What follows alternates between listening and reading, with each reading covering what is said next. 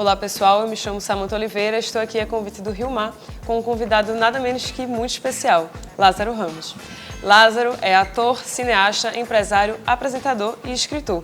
Da literatura, ele estreou com o livro Na Minha Pele, que foi um sucesso de vendas. Além disso, ele também fez obras voltadas para o público mais infanto-juvenil, como Edith e a Velha Sentada e Você Não é Invisível. Lázaro, é uma honra, né? Muito boa tarde, seja muito bem-vindo. Obrigado. Eu queria saber primeiro como começou a sua relação com a escrita. A minha relação com a escrita, eu acho que sempre esteve presente na minha vida. Desde que eu me alfabetizei, eu escrevia, mas eu não achava que minha escrita tinha valor. Eu não achava que alguém fosse se interessar. Então eu escrevia e escondia. Um monte de papel, um monte de caderno, sem coragem. Até que um dia eu fiquei desempregado e aí a verdade é essa.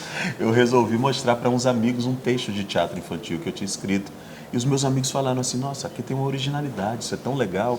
E a partir do olhar desses amigos afetuosos, eu tive coragem de mostrar meus textos. E a partir daí eu não parei mais de escrever. Mas surgiu dessa maneira. Interessante. E seu processo criativo para o seu primeiro livro, né, para sua estreia na literatura? Nossa, meu processo criativo é bem caótico, porque assim, como minha profissão principal não é ser escritor, né, eu escrevo meio que por prazer, ou quando tem algum assunto, alguma coisa me incomoda, eu percebo uma coisa que ainda não está presente nos livros e eu vou escrevendo, sem saber, inclusive, se é para criança ou para adulto. Eu escrevo as ideias, eu escrevo o sentimento. Aí depois eu vou ajustando. Agora, no geral, é muito confuso. E eu anoto em papel, em mensagem de WhatsApp para mim mesmo, em guardanapo de restaurante. O que for, der para escrever, o que der para indo. escrever, eu estou escrevendo. Eu ia, inclusive, te perguntar sobre essa diferença do primeiro para os outros livros mais voltados para esse público infantil, mais adolescente e tal. Como é que você mudou esse tom de voz, né, assim? O primeiro livro para adolescente que eu escrevi, eu quis escrever para adolescente. Esse sim foi planejado, porque eu percebi que o Na Minha Pele, que é um livro adulto, vários adolescentes estavam tendo acesso, e os livros infantis, às vezes o adolescente lia e não se identificava.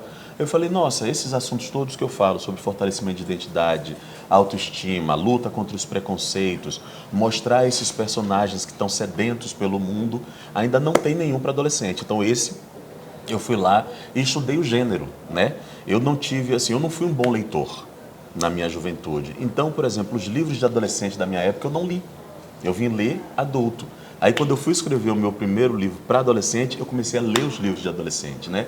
Porque, às vezes, é isso, a gente fala muito assim, que quer que um filho leia, quer que uma criança leia, e a gente mesmo não entra em contato com isso. Aí fui ler para estudar a linguagem.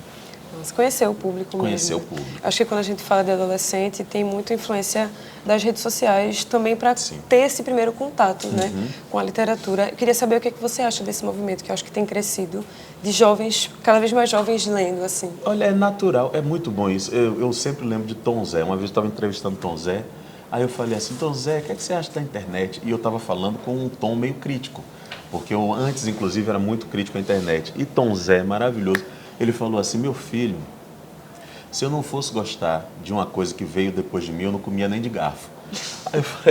Aí ele falou isso e ele começou a falar assim, tudo depende do uso, depende de como é que a gente faz o uso, né? Um pouco é a nossa educação, é a nossa cultura que molda a maneira que a gente usa as tecnologias. E eu concordo muito com ele e passei a partir daí a educar o meu olhar para isso também.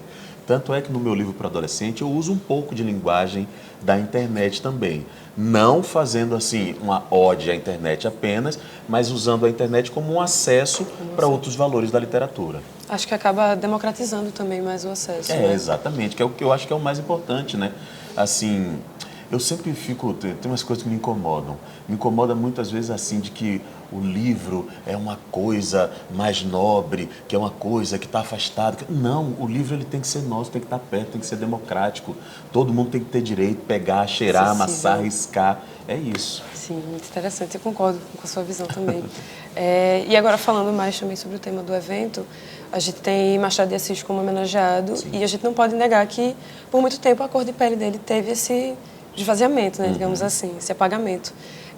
Como é que você acha hoje que a gente pode valorizar não só a negritude de Machado, mas também de artistas como você e como os outros escritores que a gente tem hoje na nossa literatura? Nossa, Machado, eu acho que assim, esse resgate ele é contínuo, né? A gente já há alguns anos começou a se reapossar desse grande autor que é referência para todos nós, um autor de grande qualidade e que era negro também, né?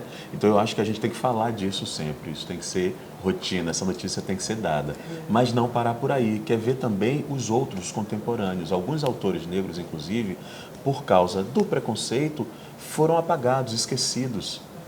Não se fala mais nele. Sim. Alguns materiais foram perdidos, inclusive, que às vezes a pessoa escreveu um livro só.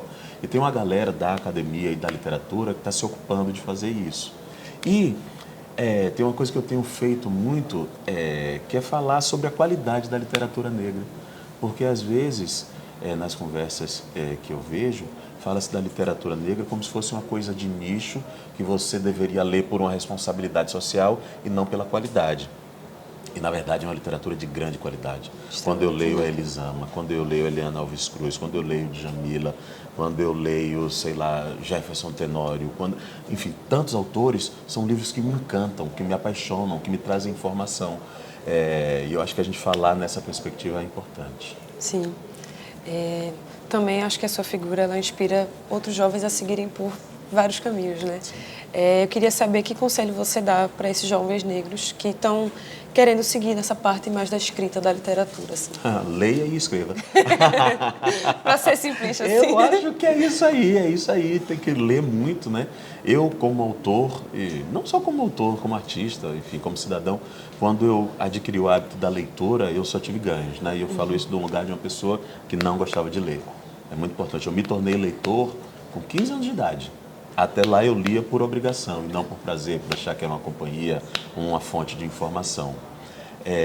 E escrever, experimentar, mostrar primeiro para alguém que você tem afeto, para não te boicotar, né? E depois mostrar, ler, escrever, experimentar, estudar linguagem, entender qual é a sua linguagem. Isso foi muito importante para mim porque eu, durante um tempo, eu achei que eu tinha que imitar alguém. Aos pouquinhos eu fui entendendo, tem um jeito aqui que eu tenho de contar a história, esse é o meu jeito e a minha contribuição. Sobre encontrar sua própria voz também, né? Sua própria voz. Legal, muito obrigada pela primeira conversa. Obrigado. Pessoal, essa conversa vai ficar disponível no site e no aplicativo do Rio Mar Recife para você assistir onde e quando quiser, quantas vezes quiser.